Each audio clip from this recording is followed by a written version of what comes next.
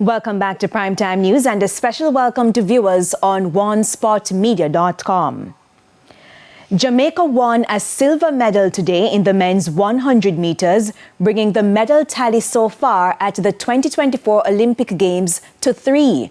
Jamaica's Kishane Thompson ran 9.79 seconds in his first major tournament in his career. Noah Lyles from the USA was first. An extraordinary atmosphere for an extraordinary lineup of men. It's pretty even at the moment. Kishane trying to find a way through. Can the Jamaican do it? Oh, it's so close. Kishane Thompson thinks he has done it by a whisker. Lyles was coming fast on the outside, but I think the Jamaican has just done enough. It's close. It's very close. People are standing up. Everybody's waiting. The result is still unconfirmed. Thompson just about got it, I think, from Noah Lyles. But it's Lyles! They've been given exactly the same time. 9.79 for both of them. Meanwhile, family, friends and government officials say the performance of Kishane Thompson represents a beacon of hope that has lifted the spirits of an entire community.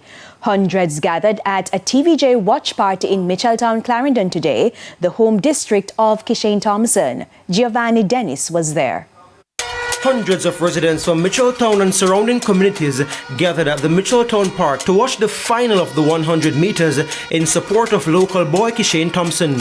His mother Grace Allen and his sister Keisha Thompson were disappointed he did not get the gold, but were proud of his performance at his first Olympics. I'd say, Kishane, we love you. We are supporting you, and whatever this may be, you are still a winner. The reaction has been great from the community. I mean, this very part that he trains in is a symbol of what we are here doing today, to support him no matter what. We love him. He's a winner. He's our number one. Look at what he did. He brought this community even more closer together, and we are so proud of him. We love him. Winston Mirage is counsel for the Rocky Point division, which includes Mitchelltown. Companies are now going to want to invest in Mitchelltown. As soon as he gets back here, we're going to plan a huge homecoming for him, and then a lot of companies will want to go after him.